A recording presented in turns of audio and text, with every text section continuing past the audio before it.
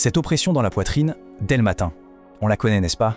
Cette boule au ventre qui s'installe avant même que la journée n'ait vraiment commencé. Et puis, ce brouillard mental qui débarque au bureau.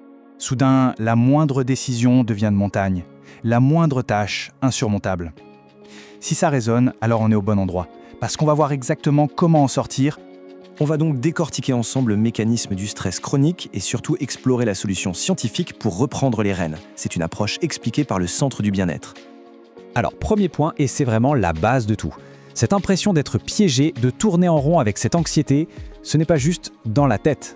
Non, ça repose sur un cycle biologique bien réel. Et ce cycle, comment il fonctionne? C'est une réaction en chaîne en fait. Tout part du stress. Le stress arrive et, hop, il perturbe l'équilibre de notre intestin.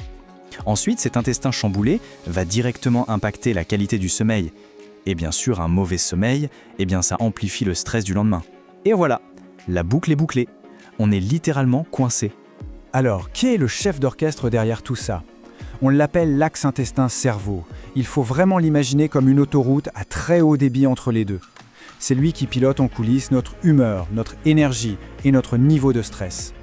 Et pour bien comprendre l'importance de cette connexion, tenez-vous bien, on a entre 200 et 600 millions de neurones qui tapissent notre système digestif. C'est juste énorme. Ce n'est pas pour rien qu'on le surnomme notre deuxième cerveau. Il pense, il ressent et il influence directement ce qui se passe là-haut. Et là, attention, un fait qui change tout. La sérotonine, vous savez, l'hormone du bien-être, 95% de cette hormone n'est pas produite dans le cerveau. Non, elle est produite dans l'intestin. La conclusion est donc assez simple, n'est-ce pas? Si notre intestin va mal, notre morale en subit directement les conséquences. C'est mécanique.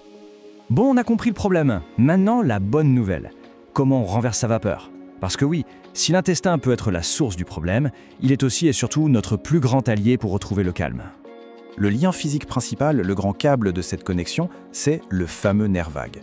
Imaginez une fibre optique ultra rapide qui transmet en permanence des infos entre le ventre et la tête. Toute la clé, c'est d'apprendre à utiliser ce câble à notre avantage. En gros, notre système nerveux, c'est un peu comme une voiture. Il y a deux pédales. Le système sympathique, c'est l'accélérateur. Il nous met en mode action, lutte, fuite. C'est le mode stress. Et puis, il y a le système parasympathique. Ça, c'est le frein. C'est le mode calme, relaxation, digestion. Notre objectif est donc hyper simple. Il faut apprendre à appuyer sur le frein. Et ce fameux frein d'urgence, comment on l'active? Le bouton, c'est justement le nerf vague. En le stimulant, on envoie un message très clair au cerveau. Ok, tout va bien, on peut se détendre. C'est un véritable interrupteur anti-stress qu'on a tous à l'intérieur. Alors comment on fait concrètement? L'outil le plus simple, le plus rapide et le plus puissant, on l'a avec nous à chaque seconde. C'est notre respiration. C'est la télécommande pour piloter notre système nerveux. Allez, assez de théorie, on passe à la pratique. On va faire une toute petite démonstration pour que chacun puisse ressentir immédiatement les effets. C'est une technique qu'on peut faire n'importe où, même à son bureau. On y va? La méthode s'appelle la cohérence cardiaque ou le protocole 3-6-5. C'est facile à retenir. 3 fois par jour, on respire au rythme de 6 respirations par minute, et ce pendant 5 minutes. Alors on s'installe confortablement, le dos droit, et on essaie ensemble pour quelques cycles. C'est parti. On inspire doucement par le nez, et on expire lentement par la bouche. Encore une fois. On inspire, et on expire. Voilà, il suffit de continuer simplement sur ce rythme. Voilà, ce qu'on vient de faire, ce n'est pas anodin du tout. Ça a un effet physiologique réel, mesurable. Des études montrent que 5 petites minutes de cette respiration peuvent faire chuter notre niveau de cortisol, l'hormone du stress, de plus de 30%. C'est un résultat immédiat et concret. La respiration, c'est donc un outil d'urgence incroyable. Mais pour installer un calme durable, il faut construire une vraie résilience. Voyons comment on peut intégrer cette approche dans un système plus global. Voici 3 actions très simples pour démarrer dès aujourd'hui.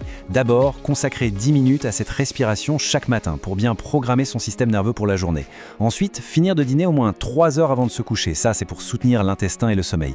Et enfin, 3e point, intégrer chaque jour un aliment fermenté pour chouchouter les bonnes bactéries de notre ventre. Bien sûr, chaque personne est unique. La solution la plus efficace, c'est toujours celle qui est adaptée à sa propre physiologie, à son propre mode de vie. La question est donc, comment créer son plan d'action personnalisé pour retrouver une énergie et un calme qui durent? Eh bien, pour construire cette feuille de route sur mesure, Le Centre du Bien-être propose justement un appel découverte. C'est une simple conversation pour faire le point et définir les étapes précises qui permettront de sortir durablement du cercle vicieux du stress. Le lien s'affiche juste ici. Merci beaucoup d'avoir suivi cette analyse.